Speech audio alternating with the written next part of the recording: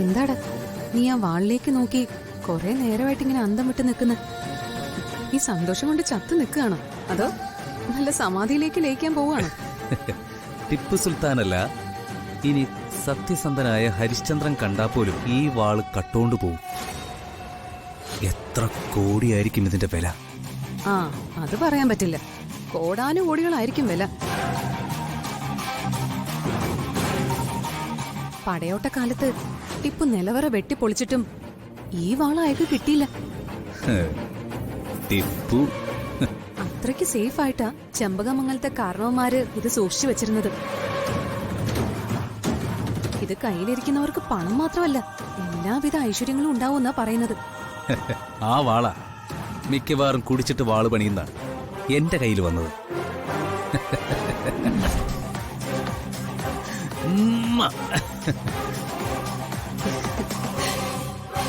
നമ്മുടെ ജീവിതത്തിന്റെ ഉത്സവത്തിന് കൊടികേറിയിരിക്കുകയാണ്. ഈ ഉത്സവത്തിന് ഒരു പ്രത്യേകതയുണ്ട്. മരണം വരെ ഈ കൊടി ഇറങ്ങില്ല. കാരണം നമ്മുടെ ഉത്സവം തീർന്നിട്ട് വേണ്ടേ കൊടിയിറങ്ങാൻ?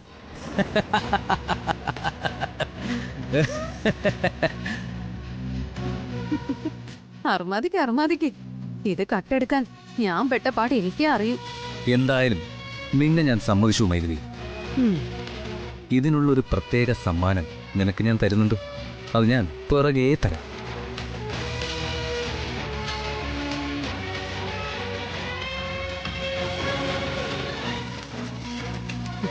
എന്തായാലും ഇതോടെ ആ ചെമ്പകമംഗലം തറവാട് തകർന്നില്ലേ? അത് തീർന്നു. അഹങ്കാരികളായ ചെമ്പകമംഗലം തറവാട്ടുകാർ ഇനി നാട് നീളെ നടന്ന് തെണ്ടും, അല്ലെങ്കിൽ കക്കും. ഇതെന്റെ ഒരു പ്രതികാരം കൂടിയാ. നിന്നെ എടുത്തിട്ട് ആ കാർത്തിയും ജഗദീഷും കൂടി ഫുട്ബോൾ കളിക്കുന്നത് കണ്ടപ്പോഴേ എനിക്ക് തോന്നിയതാ എന്തായാലും ഇതിനൊരു പണി കൊടുക്കണമെന്ന്. അത് ഞാൻ നിലയുറപ്പിക്കും മുമ്പ് അവന്മാരെന്നെ അടിച്ചോണ്ടാ. അതാ പറ്റിയത്. ഇല്ലെങ്കിൽ അവന്മാർ രണ്ടെണ്ണത്തിന് അവിടെ വെച്ച് ഞാൻ തീർത്തേനെ. പിന്നെ എന്നിട്ട് അവന്മാരെ എല്ലൂരി വിട്ടത്. ദേ മൈഥിലി, അസ്ഥിക്ക് പിടിക്കുന്ന വർത്താനം പറഞ്ഞോണ്ടല്ലോ.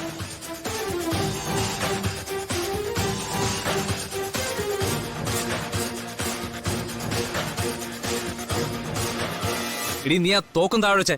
തോക്കോ? ഇടി ആ കൊച്ചിനെ എവിടെയെങ്കിലും കൊണ്ടുപോയി കിടത്തി ഉറക്കിയിട്ട് വരാൻ. ആ ഇവള് അങ്ങനെ ഒന്നും ഉറങ്ങില്ല വൈശാഖെ. ഉറങ്ങില്ലേ? ഇത് വലിയ ശല്യാവൂലോ.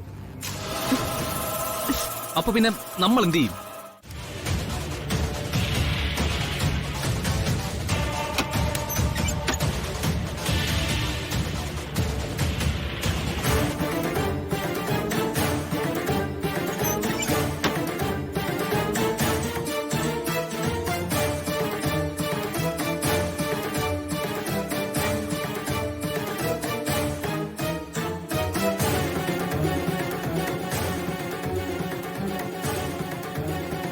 ഈ അവസ്ഥയിൽ ഇവിടെ വാണ് ഞാൻ എവിടെ ഒളിപ്പിക്കും?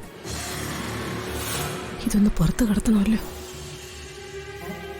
എത്രയും പെട്ടെന്ന് ഇത് വിൽക്കണം. എന്നാലേ രാമേട്ടന്റെ പ്രശ്നം പരിഹരിക്കാൻ പറ്റും. കോടിക്കണക്കിന് രൂപ വില വരുന്ന സ്വർണവും രക്തങ്ങളും ഇതില്. ഇത് വാങ്ങാൻ ഒരാള് വേണമല്ലോ. എന്ത് ചെയ്യും?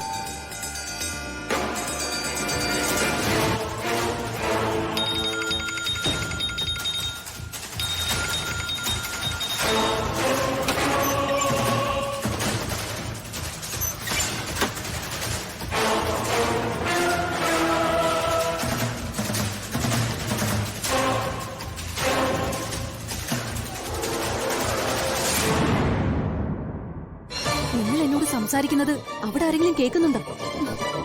ഞാൻ എന്താ അത്ര പൊട്ടിയാണോ? മറ്റാരും കേൾക്കാതെ നിന്നോട് സംസാരിക്കാനുള്ള ബുദ്ധിയൊക്കെ എനിക്കുണ്ട്.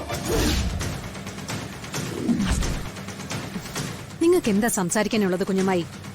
ഞാൻ നിന്റെ കുഞ്ഞമായൊന്നുമല്ല, നീ എന്റെ അവിഹിത നാത്തൂനാ.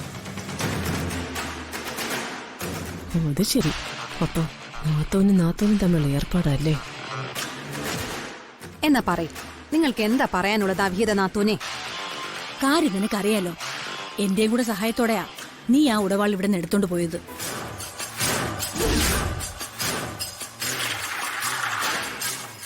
അപ്പൊ അങ്ങനെ ഒരു അന്തർനാടകം ഇതിനകത്ത് നടന്നു അല്ലേ? അപ്പൊ ഞാൻ രക്ഷപ്പെട്ടു. എന്റെ ഭാഗ്യം. അതിന് അതിന് നമ്മൾ തമ്മിൽ ചില കണ്ടീഷൻസ് ഒക്കെ ഉണ്ടായിരുന്നു. 3 ഷെയർ ചെയ്യണമെന്ന്. അതിലൊരു ഷെയർ എനിക്കൊന്ന്. എന്താ മറന്നുപോയോ? നീ ആ വാളെടുക്കുന്നതിൽ എനിക്ക് യാതൊരു വിരോധവും ഇല്ല. പക്ഷേ അതിന് എനിക്ക് അർഹമായിട്ടുള്ള ഷെയർ എനിക്ക് കിട്ടണം. ഓർത്താ പോരാ, നീയും എന്റെ ആങ്ങളെയും വടി വെക്കുന്നിടത്ത് കൂടെ വെക്കുന്നവരാ. ഫ്രോഡ് പണികൾ കണ്ടുപിടിച്ചവരാ. അതുകൊണ്ട് എന്റെ ഷെയർ എനിക്ക് ഉടനെ കിട്ടണം. ഈ വ്യവസായം കൊള്ളാലോ. അതിന് മുക്കുപൂശിയ വാളിന് എന്ത് മാങ്ങാത്തൊലി കിട്ടാന്? അതിന് ഷെയർ കിട്ടണമെന്ന് നിങ്ങൾ ഇങ്ങനെ വാശി പിടിച്ചാലേ ഞാൻ എവിടുന്ന് ഷെയർ തരാനാ? അപ്പോ ഷെയർ ഇല്ലേ? ഷെയർ തരണമെങ്കിലേ വാള് വിൽക്കണ്ടേ? ഇത് വിൽക്കുന്നതൊന്നും അത്ര ഈസി ആയ ഏർപ്പാടല്ല. എനിക്ക് അർഹതപ്പെട്ട ഷെയർ എനിക്ക് കിട്ടിയേ പറ്റൂ. നിങ്ങൾക്ക് ഷെയർ തരില്ലെന്ന് ഞാനോ വൈശാഖോ പറഞ്ഞില്ല. വാളൊന്ന് വിൽക്കട്ടെ. വിറ്റ് കഴിഞ്ഞ് കാശ് കൈ കിട്ടിയ ആ നിമിഷം വിളിച്ച് നിങ്ങളുടെ ഷെയർ തരും. ഉറപ്പാ. അത് മതി. എനിക്കെന്റെ കാശ് കിട്ടണം. അവസാനം ഗോവിന്ദാന്ന് പറയരുത്. അത്രേ ഉള്ളൂ. എന്നാ ഞാൻ വെക്കാം. ഓ ശരി.